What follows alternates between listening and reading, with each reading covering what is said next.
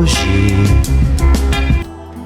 Trago em meu corpo as marcas do meu tempo. Se eu pudesse ser menino, eu roubava essa rosa.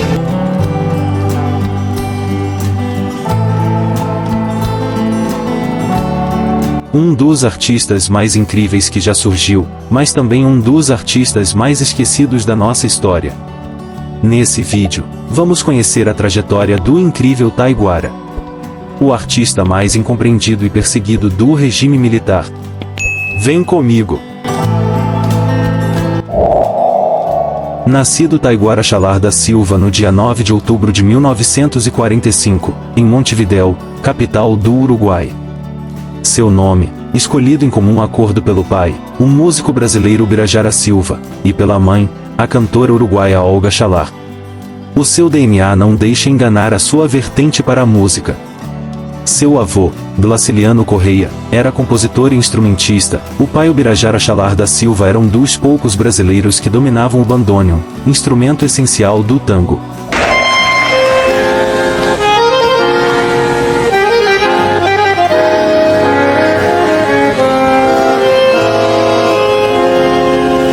Tangos, bandoneons, uma guitarra que chora, num ritmo de amor desesperado.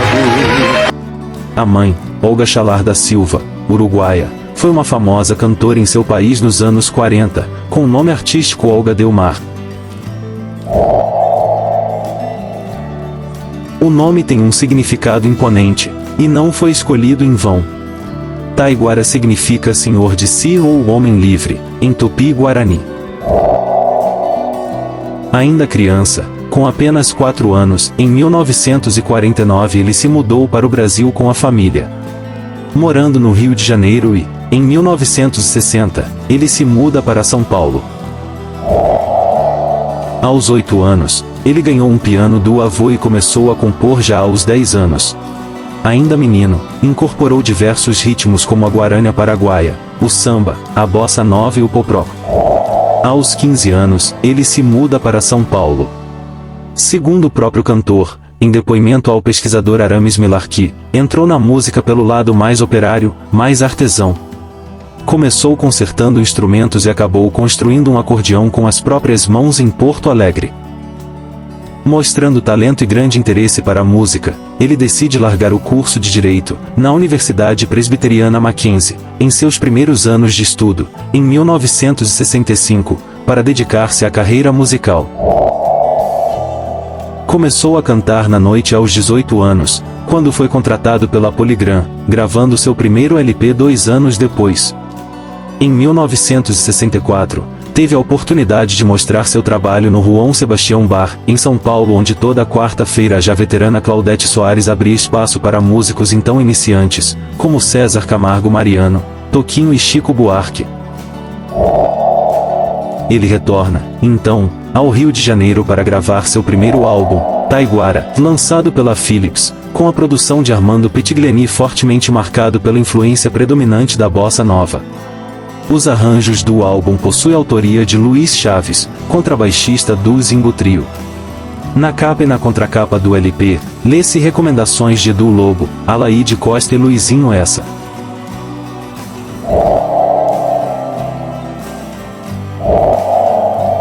A gente pega, a gente entrega, a gente quer morrer.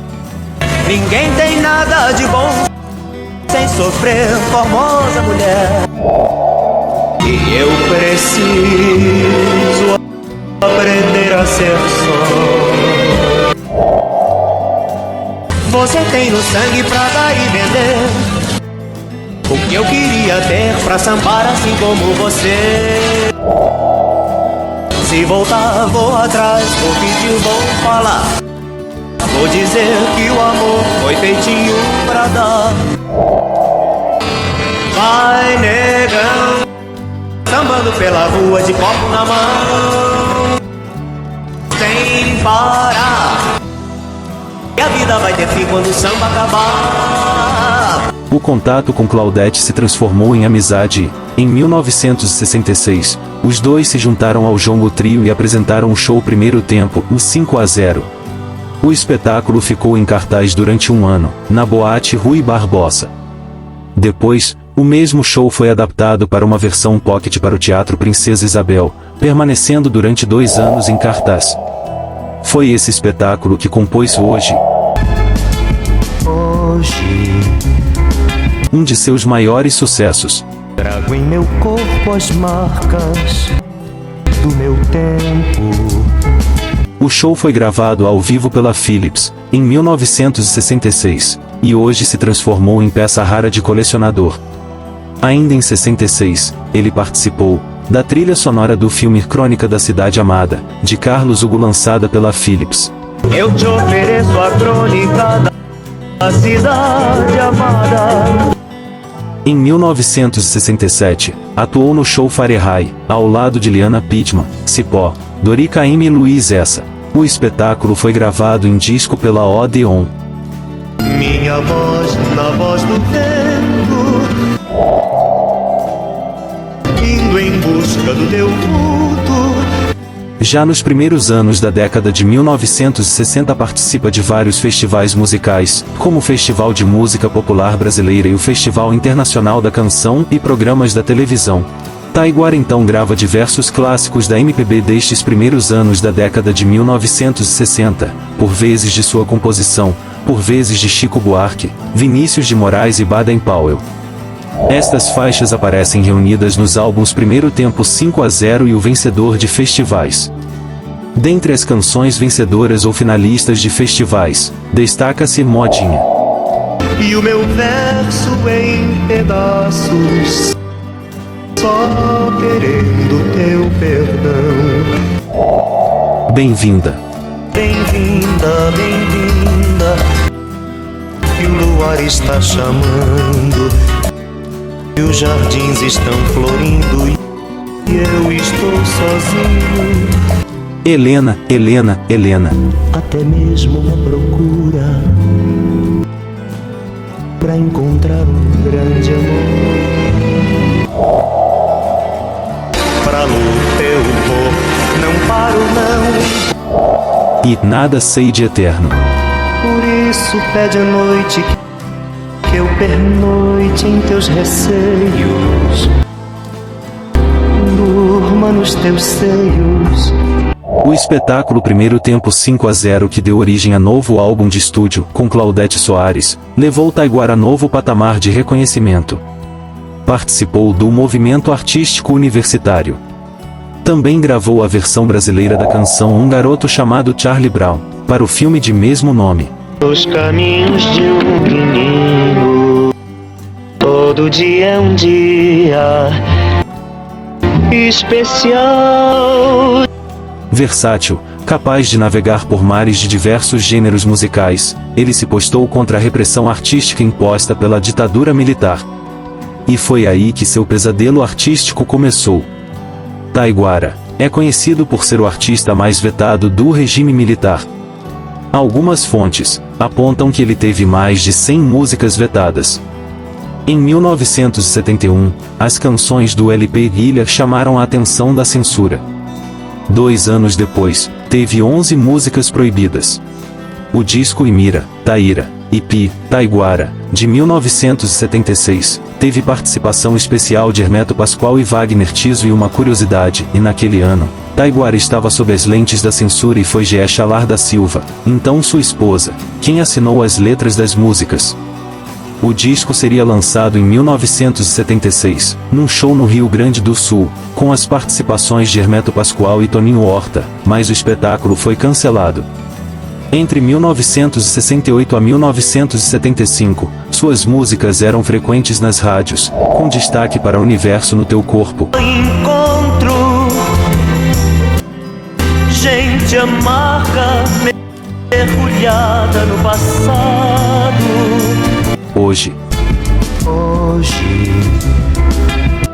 trago em meu corpo as marcas do meu tempo. Teve 68 canções censuradas, o impedindo de gravar diversas faixas, ou, ainda, impedindo suas posteriores reproduções em rádios e apresentações.